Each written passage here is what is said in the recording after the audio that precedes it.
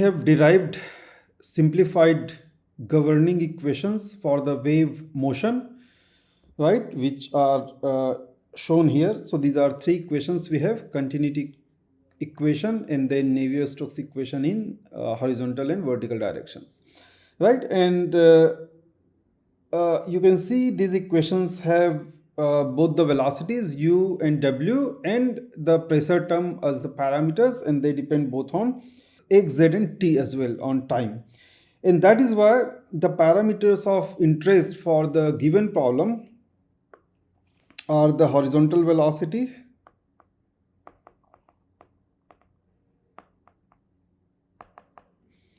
the u,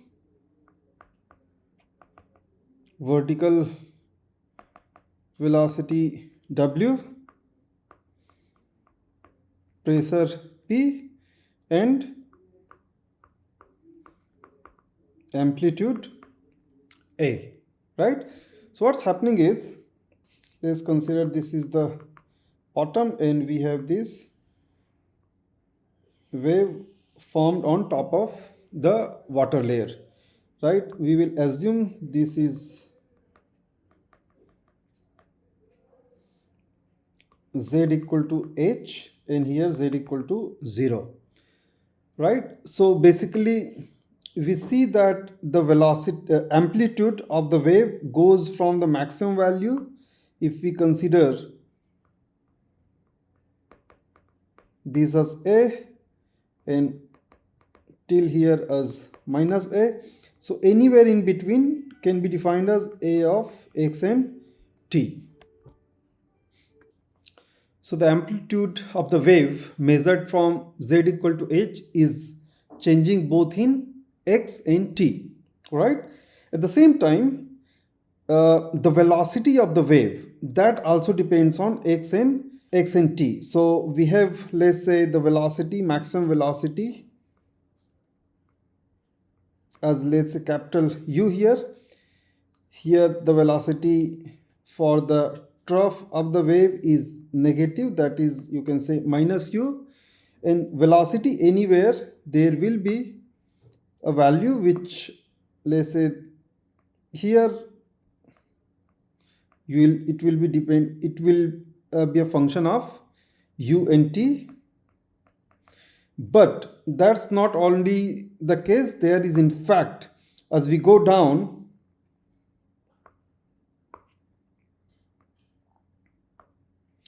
there is actually a decrease in velocity, right? So basically this velocity is decreasing as we go down, and that is why this velocity that you see, u of x and t, that's not just u of x and t, but there is also an involvement of z. Okay, so velocity of in complete fluid layer depends on x, z and t, all of them. In same way, if we consider that these waves basically just continues like this, right, there at all points there are these w as well. So here you can consider this is the vertical velocity in downward direction, this is minus w which goes in positive direction, or the other way, if you consider that as positive, this is negative.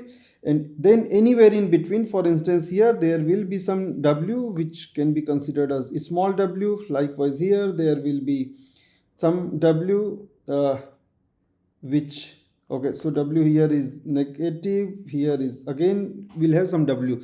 And likewise, because of this fluid motion, the other layers will also have some w, right? So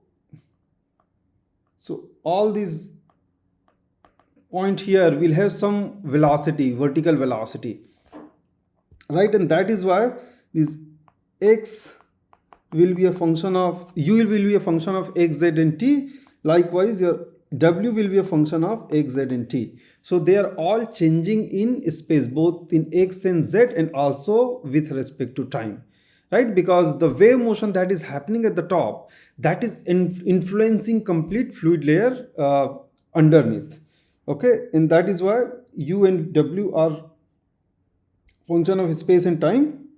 Likewise your pressure is a function of space and time as well. Okay.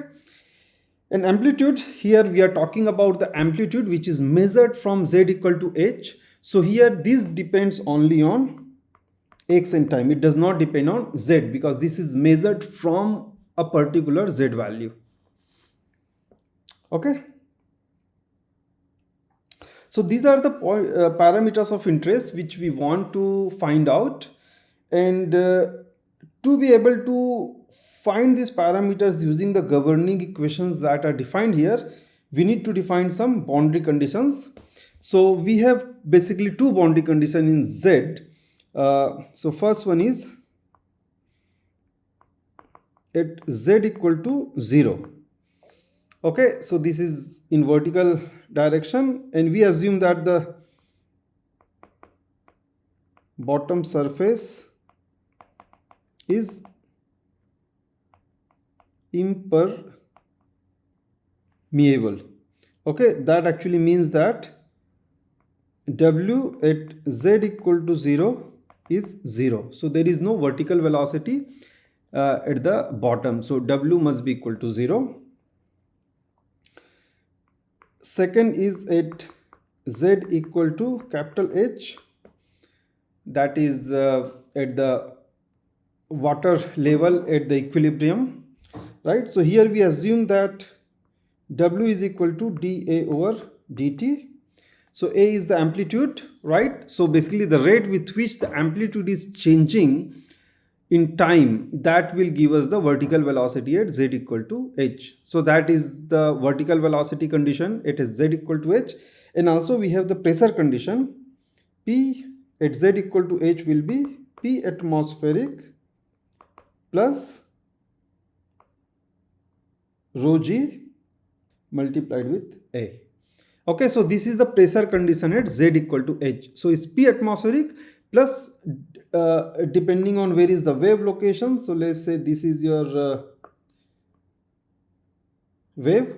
So at the top it's always P atmospheric, right? But you're trying to find pressure at this point, at all these points. So P here will be P atmospheric plus rho g A, right? So that is how you calculate pressure at z equal to h location. And for instance here P will be P atmospheric, which is here, so that is P atmospheric, and this is minus A, so it will be minus rho g A, right? So that is the pressure condition at z equal to h. So these are the two boundary conditions we have on h.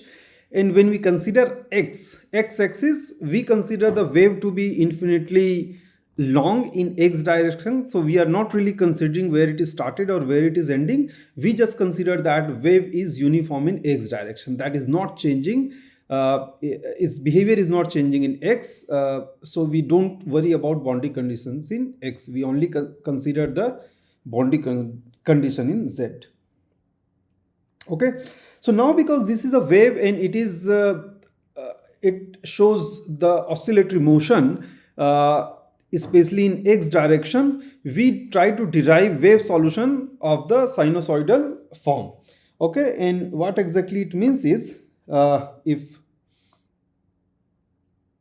this is the wave which we are talking about, and if this is the bottom,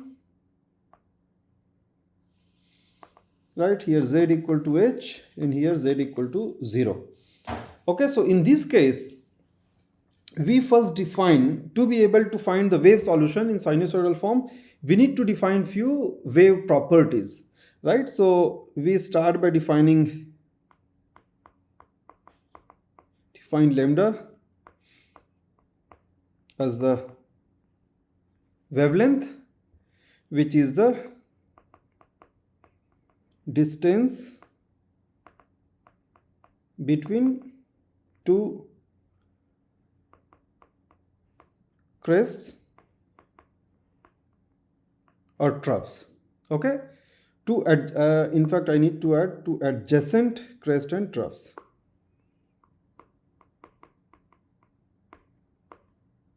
Okay, so that basically will tell you this is our lambda. Okay, likewise we can also define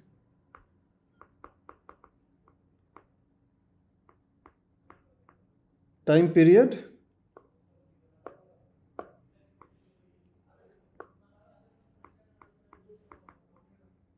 This is time required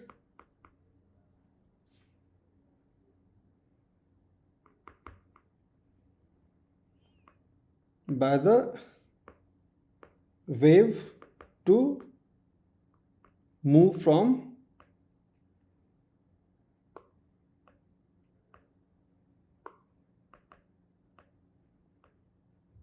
one crest to the next, right? So that is the time period which the wave will require to go from one crest to another, or from one trough to another. Okay, and based on lambda and t, we can also define wave number. K is wave number, which is actually equal to 2 pi over lambda. Okay, so this actually gives you the number of waves per unit time. And then we can also define omega, that is the wave frequency or angular frequency of the wave.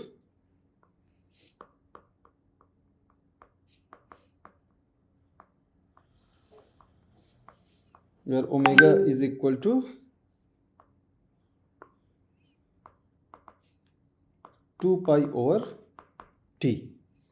Okay, so these are all the parameters we have defined for the wave, and based on these parameters now we seek wave solution of the sinusoidal form. Okay,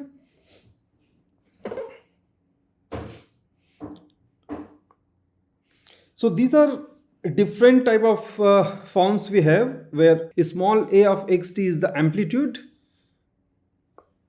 this is the, or wave position I should rather call, because amplitude is capital A.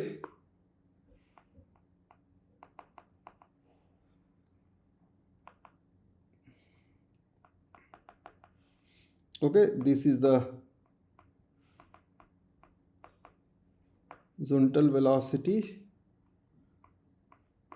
of the wave and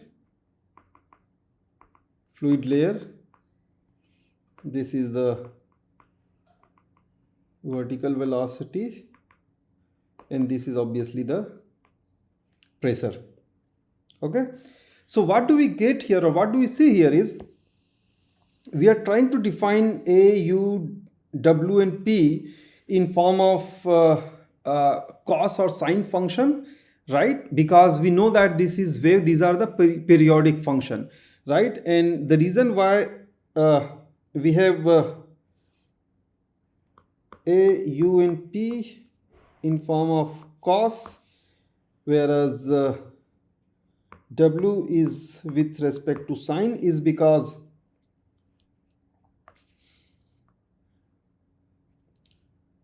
when the wave is at the peak, that is when you have the amplitude as capital A, and that is also when u is maximum. U is max, right? And also your p here, p is max. Okay, but at this particular point your w is 0, right? So what you see here is u, a and p follow the same phase, whereas w is in different phase. So we can see that here, if you consider this particular point, okay, this particular point where we have w max here, but at this particular point here u is 0, okay, and also a is 0, and p is also equal to simply p atmospheric, so there is no additional pressure there, right? And that is why we see that amplitude or wave position, horizontal velocity and pressure, they follow the same phase, whereas the vertical velocity follow the opposite phase, and that is why that is defined as sine uh, uh, function, whereas the other ones are defined using cos functions. All right. And other thing that you see here is we are trying to define this cos and sine as a function of x in t, and that is because this wave is only propagating in x direction, right? And we are assuming that this is periodic in x. So this wave that we have, right, this is wave is periodic in x and t, right? And that is why this leads to cos or sine function, right? Whereas what happens is, if again we consider this as the bottom, okay, this is z equal to 0, this is z equal to h. So the maximum velocity that we have here, let's say that is capital U, right? So this capital U that we see, that actually slowly decreases as we go down. So the effects of this maximum velocity that we have at the top, that slowly goes down, and that is why this U is actually a function of Z, right? So if U is a function of Z, the horizontal velocity under any phase, so if this is U here, uh, somewhere here at other point U will also be dependent on, it will be a function of U of Z, right? So basically your maximum velocity is at the top, and as you go down slowly that maximum velocity decreases. Likewise at this point, for instance, we have maximum U, and as we go down slowly this velocity decreases, right? Because obviously there is the effects of water layer, and that slowly decreases the wave velocity, right? And that is why we have defined U of Z as a function of Z, W as a function of Z, and P as a function of Z. Okay, so that signifies how the maximum velocity or maximum pressure is changing with depth, but its cos or sine function remains the same. So its magnitude will actually change with depth, but its qualitative behavior will be same as what is there at the top. Okay, and here you will see that in case of A we do not have any function. A is simply a constant because A is the amplitude, which is actually a property of the wave. It does not depend on the depth. It is a constant for a particular wave. Okay, so now if we try to use this particular form for the wave, which is a standard form for any wave, and we use these boundary conditions that we have defined here, and then put them in these linearized governing equation, it is easy to find a solution. And we are not really going to do the full derivation here, but I have written down the final solution that is obtained for the wave that is under our consideration. And this is the solution we have for horizontal velocity, vertical velocity, and in the pressure. Okay, so in case of horizontal velocity, you will see that there is a amplitude is there, and then you also have omega, that is the frequency, right? And you will also see there are hyperbolic functions of cos and sine, okay, where cos h is hyperbolic cosine and sine h is hyperbolic sine, right? So these are two different functions we have, and they can be found in all the equations. So here we have cos hyperbolic, here we have sine hyperbolic, here both are in sine hyperbolic, both the numerator and denominator, and the pressure is again cos hyperbolic and sine hyperbolic. And within that you have k of z, right, and k of h, where k here is the wave number and z is the location from the bottom and h is the depth, right? So these are different parameters we have, or different uh,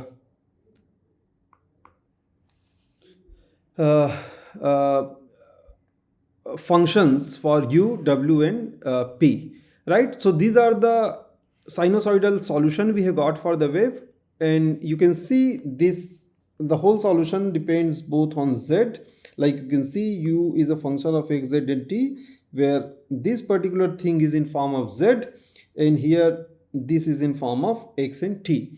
So the cos and sine functions are in form of x and t, because that is how your wave is moving from left to right. So it depends on x position or time, whereas this magnitude depends on z. As you go from top to bottom, the total magnitude of the velocity or pressure, everything varies, either it decreases or increases, but the magnitude depends on the vertical axis, that is z, but your wave behavior, that depends only on the horizontal axis, on x and time, right? And that is what is shown here in these equations. Okay, so these are different solutions we have, and we are going to analyze these solutions for different kind of wave now. And there is one more thing that we have that we get from this solution, is known as this dispersion relation, which gives you a relation between the frequency with wave number k and obviously the depth. Okay, and what exactly is the frequency here? That is something, omega is something we already defined, that is 2 pi by t, right? So now we can convert this dispersion relation into another parameter. If we divide omega by k on both sides, this gives us g over k tan hyperbolic of